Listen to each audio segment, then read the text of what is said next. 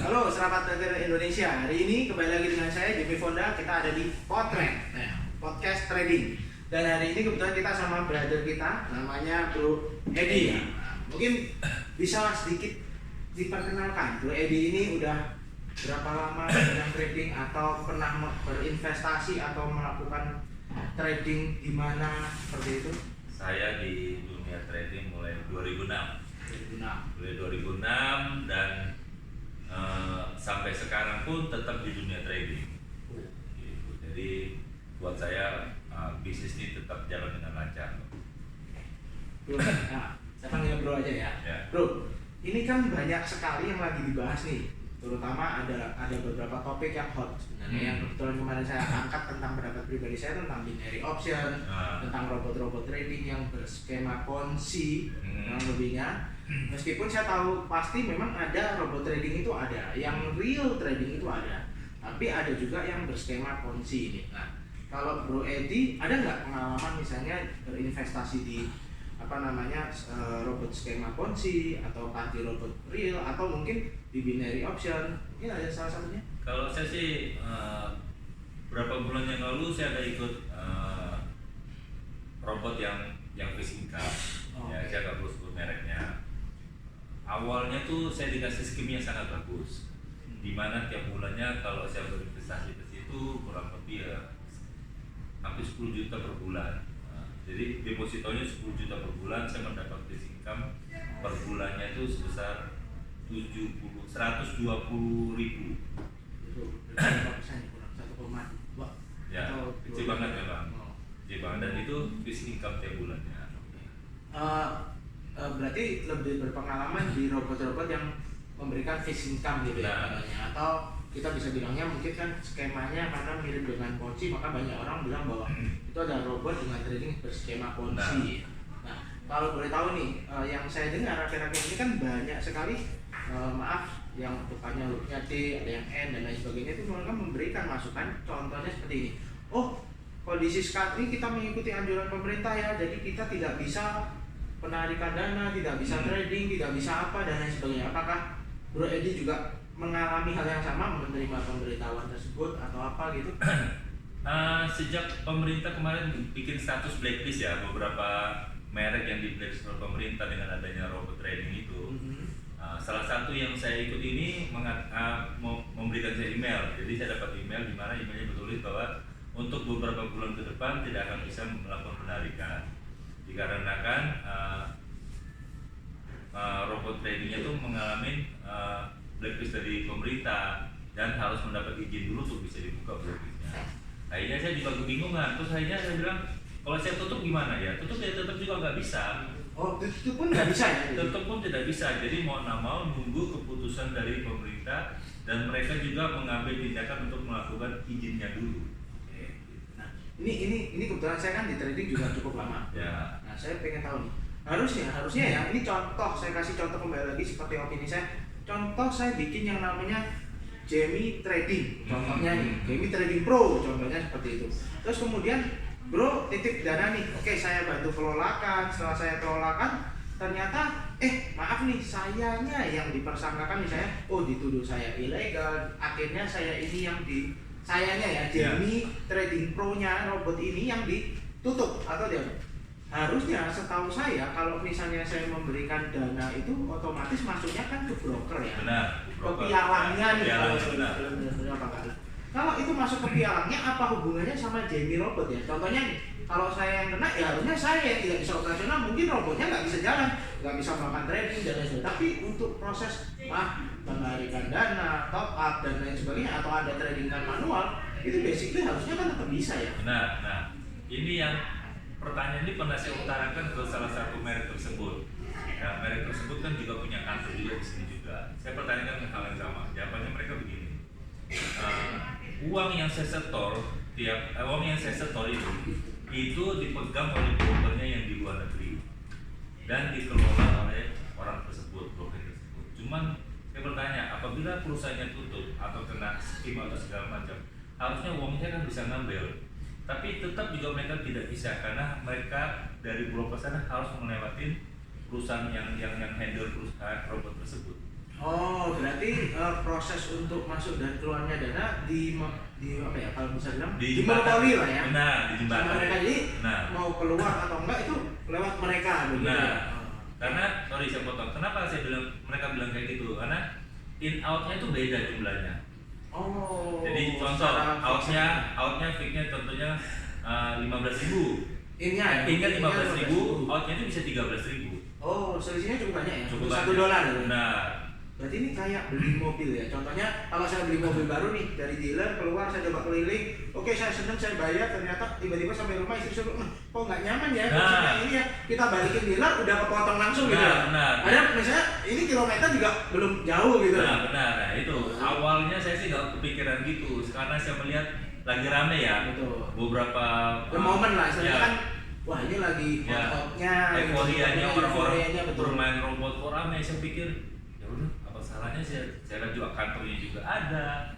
Tapi nggak menutup kemungkinan yang punya kantor pun juga bisa kena blacklist, saya bilang. Betul, karena mungkin secara kalau yang saya baca sih masalah kuncinya ya, karena mungkin secara skema kunci ini cara jual yang menurut saya menggiurkan. Benar. Tapi memang kalau itu terlalu besar, artinya karena kan kalau secara skema kunci itu yang bayar yang bawah nih, bayar atas. Benar. Kalau nanti pengembangannya sudah nggak terlalu jauh, akhirnya ya kayak menara tapi bawahnya dasarnya nggak kuat ya, otomatis bisa hancur seperti itu. Kalau pendapat saya pribadi. Tapi mungkin buat teman-teman trader mungkin ada pendapat lain, nanti silakan tulis di komen ya, silakan nanti di komen. Jangan lupa di subscribe pastinya. Oke. Terus kemudian, nah ini ada pertanyaan lagi bro. Itu kan yang lebih punya pengalaman. Kalau saya sebenarnya saya nggak ikut karena menurut saya dari awal itu investasi yang kurang jelas. Karena kan gini, gampangnya gini deh. Secara teori robot-robot yang di luaran sana atau bahkan yang real robot, yang bahkan saya main juga beberapa real robot, itu kan sesuatu yang diotomatiskan. Contoh nih. Saya naik mobil, mobilnya sekarang matic, tinggal ngegas sama ngerem, tapi kan tetap mas kanan kirinya masih kita atur. Maksudnya belum secanggih kita tinggal kayak robot Iron Man lah. Iron Man itu kan tinggal ngomong Jarvis, ditanyain ini dia bisa jawab Jarvis, minta ini bisa jawab, semuanya bisa. Robot kita itu kan belum seperti itu ya. Menurut saya masih menurut saya pribadi canggihnya itu masih, saya punya metode trading plan seperti ini, saya otomatiskan aja biar dia bekerja 24 jam. Nah itu yang saya pahami lah.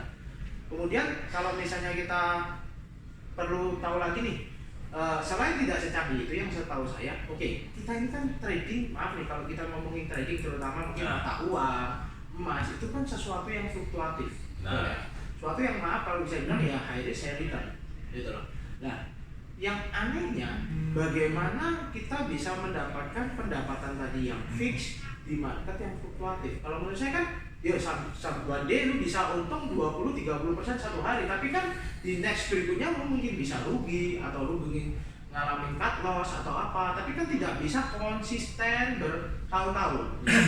Tapi yang saya baca itu kan kalau saya pernah ditawari beberapa teman itu kan robot itu kan konsisten, makanya bro kan sebutnya itu average income gitu kan. Gitu.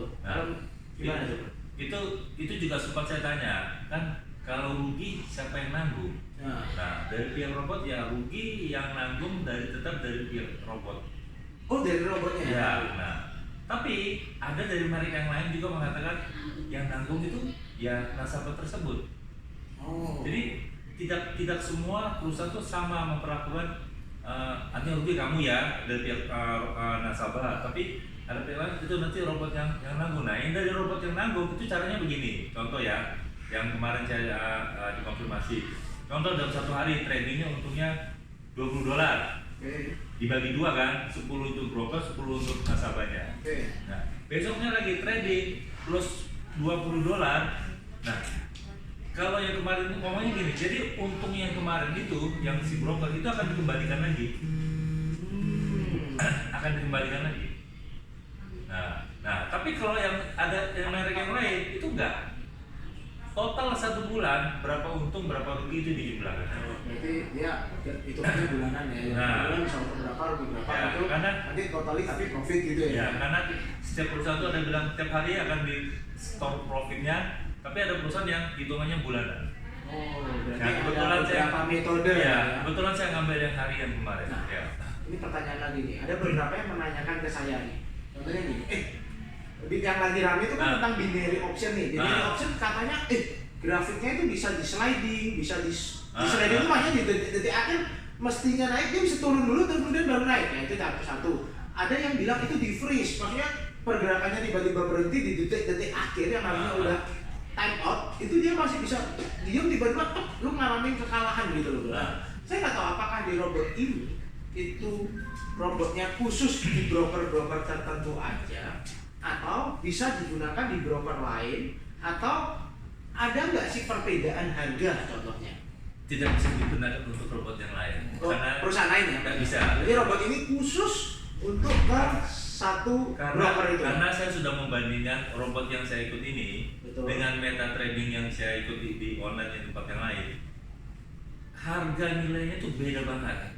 Mulai dari contoh kita lihat emas harganya 18.20, di dia itu bisa 18.35. Jauh banget bedanya. Bisa seperti itu. Spreadnya juga beda. Jadi perbedaannya yang itu yang membuat saya tanya ini kenapa kayak begini? Apa ini copy trade? Apa ini real time mungkin? Apa nggak real time? Atau memang delay atau memang sengaja? Sampai sekarang nggak ada jawabannya.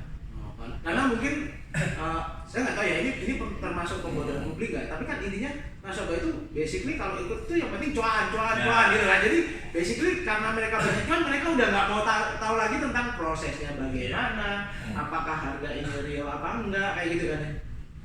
Kurang lebihnya gitu. Kurang lebih gitu. Mungkin teman-teman di sana bertanya, kok sudah tahu gitu kok tetap mau ikut? Nah, saya cuma bilang kayak gini, waktu itu yang nawarin teman saya dan teman baik saya juga, dia bilang gak usah mikir cara tradingnya, tidak usah mikir gimana mekanisme, yang penting lu tiap hari dapat cuan. Saya setuju kalau itu, karena basically saya pernah itu tapi yang bukan trading ya. Metodenya mungkin pernah dengar zaman dulu itu ada skema Ponzi juga yang namanya MMM. Cukup gede saat Indonesia. Basically karena apa? Karena orang itu terpengaruh karena gue profit loh, gue dibayar loh, gue terima duit loh. Masa lu nggak mau? 1 bulan pertama mungkin kita nggak mau, 2 bulan itu lu lihat gue terima duit terus tambah lama tambah banyak, masa lu nggak mau? Bulan ketiga akan terjadi seperti itu. Nah, memang ya kalau kita bisa bilang naasnya atau apesnya itu kan saat Anda join nggak lama selesai. Itu udah kita nggak bisa ngomong kalau itu. Tapi memang metode itu ya itu metodenya money game, dan percaya atau tidak setiap kali kita memasuki krisis itu akan selalu muncul money game baru, entah itu menggunakan seperti seakan-akan trading ataukah itu menggunakan seperti binary option yang dimana orang yang punya itu basically gambling, karena memang itu gambling. Atau mungkin juga yang ya seperti MMM zaman dulunya lah ya. Saya masih ingat itu zaman dulu di mana hampir ya everyday dapat duit ya. Everyday dapat duit. Nah, kalau ditanya apa terus statusnya gimana? Saya punya robot tuh. Saya ada 2 robot, yang satunya masih berjalan tidak bisa ditarik. Yang satunya saya tutup dengan keadaan rugi.